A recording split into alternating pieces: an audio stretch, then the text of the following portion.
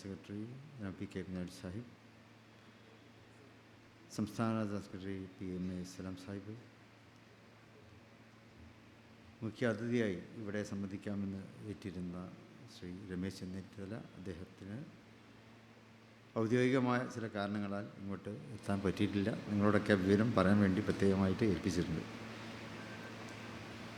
ഇവിടെ അനുസ്മരണ പ്രഭാഷണം നിർവഹിക്കുന്ന ശ്രീ K മുരളീധരൻ, ബഹുമാനപ്പെട്ട ആരോഗ്യ വകുപ്പ് മന്ത്രി, ബഹുമാനപ്പെട്ട ഗതാഗത വകുപ്പ് മന്ത്രി ശ്രീ CP ജോൺ, മുൻ നിയമസഭാ സ്പീക്കർ ശ്രീ M വിജയകുമാർ അവർ, മുൻ ധനവകുപ്പ് മന്ത്രി ശ്രീ KN ബാലഗോപാൽ അവർ, മുൻ റവന്യൂ വകുപ്പ് മന്ത്രി ശ്രീ K രാജൻ അവർ, ആദരണീയനായ സ്വാമി ഗുരുരത്നം ജ്ഞാന തപസ്വി അവരുടെ, തിരുവനന്തപുരം ലത്തീൻ അതിരൂപത വികാരി ജനറൽ റവറൻ മോൻ യൂജീൻ H പെരേര അവർ, പ്രിയപ്പെട്ട മജീദ് സാഹിബ്, ഡോക്ടർ കമനീർ സാഹിബ്, വേദിയിൽ ഉപേക്ഷിതരായിട്ടുള്ള മുസ്ലിം ലീഗിൻ്റെയും പോഷക സംഘടനകളുടെയും സമുന്നതരായിട്ടുള്ള നേതാക്കളെ, ബഹുമാനപ്പെട്ട MLA മാർ, മന്ത്രിമാർ, MP മാർ, ഇവിടെ കൂടിയ പ്രിയ സഹോദരി സഹോദരന്മാർ, ശിഹാബ് തങ്ങളുടെ അനുസ്മരണ ദിനം 17 വർഷങ്ങൾക്ക് മുമ്പാണ് അദ്ദേഹം നമ്മളോട് വിട പറഞ്ഞത്. കഴിഞ്ഞ ഓഗസ്റ്റ് 1 അനുസ്മരണ ദിനം സംസ്ഥാനത്തിൻ്റെ വിവിധ ഭാഗങ്ങളിൽ ജില്ലാ കമ്മിറ്റികളും മണ്ഡലം കമ്മിറ്റികളും പഞ്ചായത്ത് തലങ്ങളിലൊക്കെ നടക്കുകയുണ്ടായി. ഇന്നിപ്പോൾ സംസ്ഥാന കമ്മിറ്റി തിരുവനന്തപുരം, നമ്മുടെ തലസ്ഥാന നഗരിയിൽ തന്നെ ശിഹാബ് തങ്ങളുടെ ഒരു അനുസ്മരണ സമ്മേളനം സംഘടിപ്പിക്കണമെന്നുള്ള തീരുമാനത്തിൻ്റെ അടിസ്ഥാനത്തിലാണ് ഇതിപ്പോൾ VJT ഹാളിൽ നമ്മളിവിടെ കൂടിയിട്ടുള്ളത്.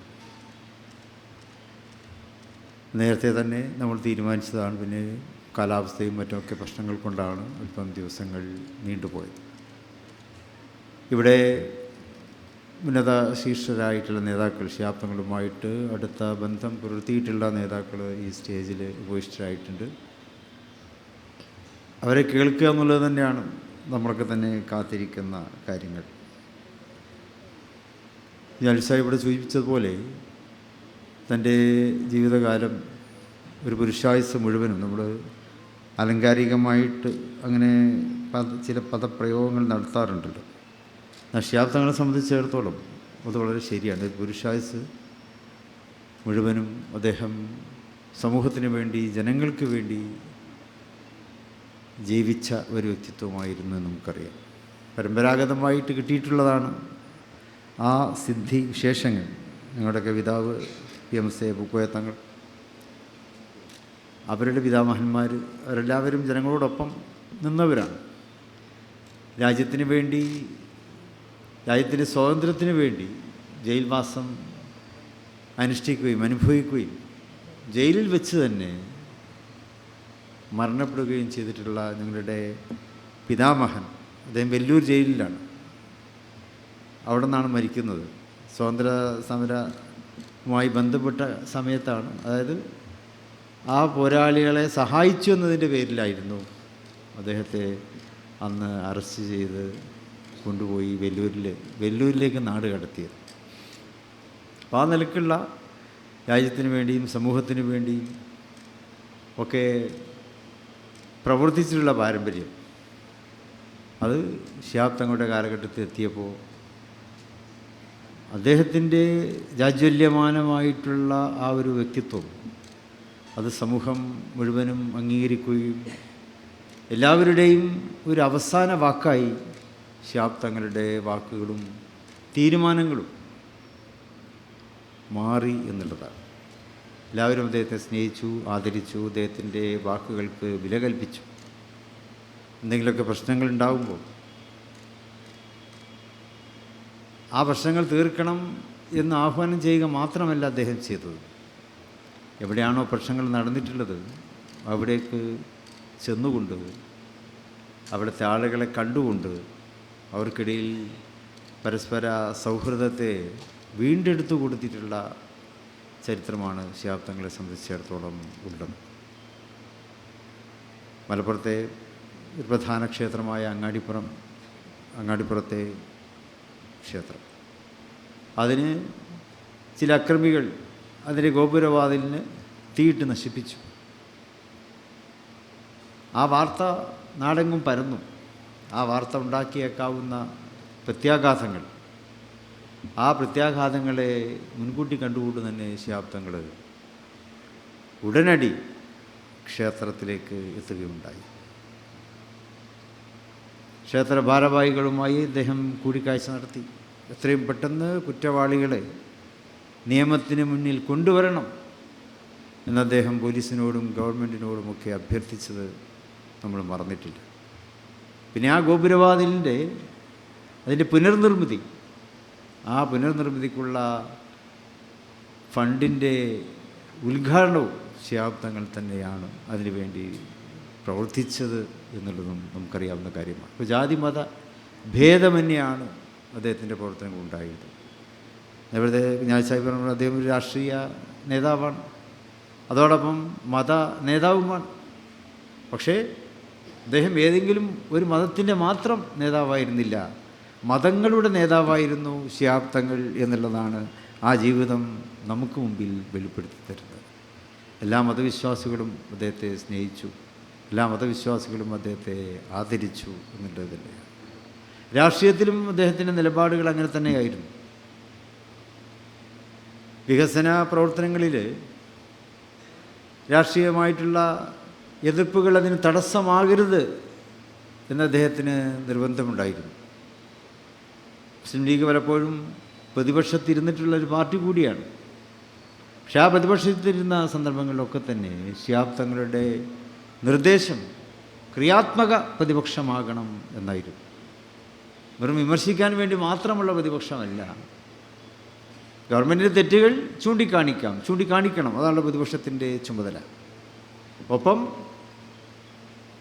ഗവൺമെൻറ്റിൻ്റെ ക്രിയാത്മകമായിട്ടുള്ള നടപടികൾ, ആ നടപടികളോട് ചേർന്ന് നിൽക്കുക എന്നുള്ളതും ശിഹാബ് തങ്ങൾ നമുക്ക് കാണിച്ചു തന്നിട്ടുള്ള ഒരു മാതൃകയാണ്. ഇപ്പോൾ മലപ്പുറത്ത് ജനകീയാസൂത്രണ പദ്ധതി കേരളത്തിൽ നടന്ന പദ്ധതിയാണ്. ഇടതുപക്ഷമാണെന്ന് കേരളം ഭരിക്കുന്നത്. ഇടതുപക്ഷത്തിൻ്റെ നേതൃത്വത്തിലുള്ള ജനകീയാസൂത്രണ പദ്ധതി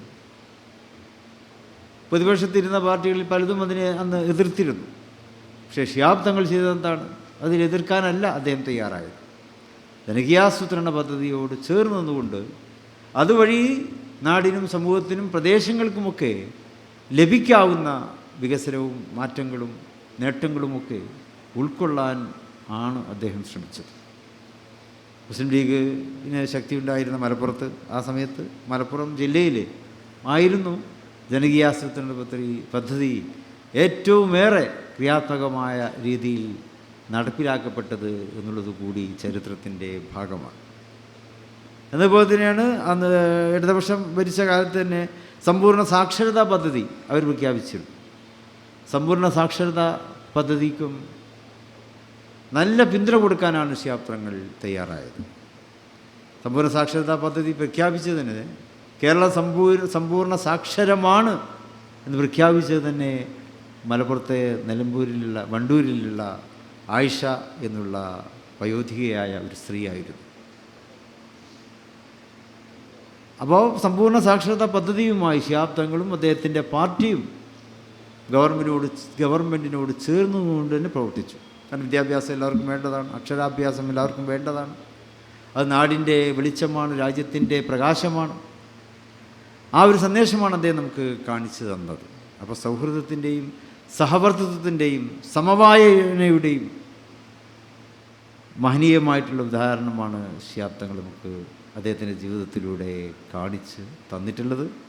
അദ്ദേഹത്തിൻ്റെ ഏറ്റവും വലിയ എക്കാലത്തും അദ്ദേഹം ഏറെ ആദരിച്ച നേതാവായിരുന്നു ഇന്ത്യൻ യൂണിയൻ മുസ്ലിം ലീഗിൻ്റെ സമുന്നതനായ സ്ഥാപക നേതാവ് ഖായിദുൽ-മില്ലത്ത് മുഹമ്മദ് ഇസ്മായിൽ സാഹിബ്. ആ മുഹമ്മദ് ഇസ്മായിൽ സാഹിബിൻ്റെ ദർശനങ്ങളെ പുതിയ കാലഘട്ടത്തിൽ തൻ്റെ ജീവിതത്തിലും തൻ്റെ പ്രവർത്തനങ്ങളിലും ആ ദർശനങ്ങളെ ഉൾക്കൊണ്ടുകൊണ്ട് നമുക്ക് മാതൃക കാണിച്ച നേതാവായിരുന്നു ശിഹാബ് തങ്ങൾ. ഇന്ന് അദ്ദേഹം നമ്മളോടൊപ്പമില്ല. പക്ഷേ അദ്ദേഹത്തിൻ്റെ കാഴ്ചപ്പാടുകൾ ഇന്നും ഏറെ പ്രസക്തമാണ്. ഈയിടെ ഓക്സ്ഫോർഡ് ഡിക്ഷണറി അവരൊരു ഒരു വെളിപ്പെടുത്തൽ നടത്തി. 2025 വേർഡ് ഓഫ് ദ ഇയർ ആയി അവർ തിരഞ്ഞെടുത്തത് റേജ് ബെയ്റ്റ് എന്നൊരു വാക്കാണ്. റേജ് ബെയ്റ്റ് മലയാളത്തിൽ പറഞ്ഞാൽ പൊങ്കാല ഇടുക എന്നുള്ളതാണ്. നമ്മുടെ ഒരു ഇപ്പോഴത്തെ ശൈലിയിൽ പറഞ്ഞാൽ പൊങ്കാല ഇടുക, മനസ്സിലാവുമല്ലോ. ഈ റേജ് ബെയ്റ്റ് എല്ലാ ലോകത്തും എല്ലാ രാജ്യങ്ങളിലും നടക്കുന്നു. അതായത് ജനങ്ങളെ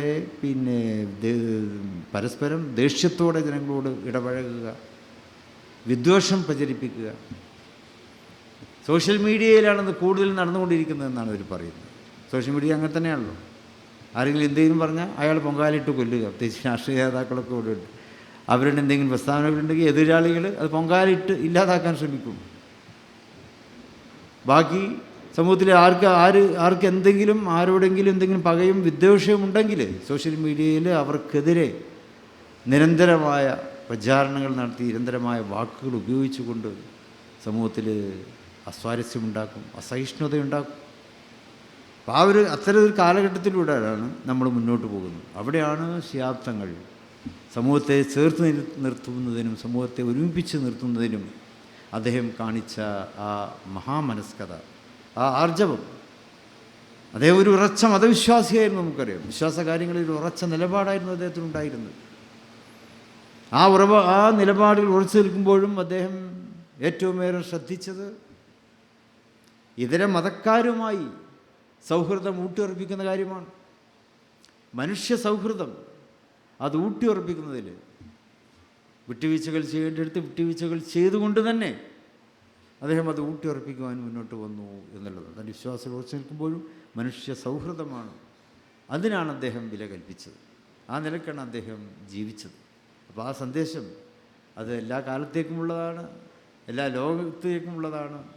അതാണ് നമുക്ക് അഭിമാനത്തോടെ അദ്ദേഹത്തെ ഓർമ്മിക്കുന്ന സന്ദർഭങ്ങളിൽ നമുക്ക് സമൂഹത്തോട് തുറന്നു പറയാനുള്ളത്. ആ മാർഗത്തിലൂടെ ജീവിച്ചുകൊണ്ട് ഉത്തമ മാതൃകയിലൂടെ മുന്നോട്ട് പോകാൻ നമുക്ക് കഴിയട്ടെ. നമ്മുടെ രാഷ്ട്രീയവും നമ്മുടെ സാമൂഹിക പ്രവർത്തനവും നമ്മുടെ മറ്റ് തരങ്ങളിലുള്ള എല്ലാ പ്രവർത്തനങ്ങളും, നമ്മുടെ ഔദ്യോഗികമായിട്ടുള്ള നമ്മുടെ പ്രവർത്തനങ്ങളും അതൊക്കെ തന്നെ ശിഹാബ്ദങ്ങളുടെ ദർശനത്തെ സാധൂകരിക്കുന്നതായിരിക്കണം എന്ന് മാത്രം ഇവിടെ അഭ്യർത്ഥിച്ചുകൊണ്ട് ഈ പരിപാടിയുടെ ഔപചാരികമായ ഉദ്ഘാടനം സർവശക്തൻ്റെ തിരുനാമത്തിൽ നിർവഹിക്കുന്നു. ജയ് ഹിന്ദ്. അസ്സലാമു അലൈക്കും.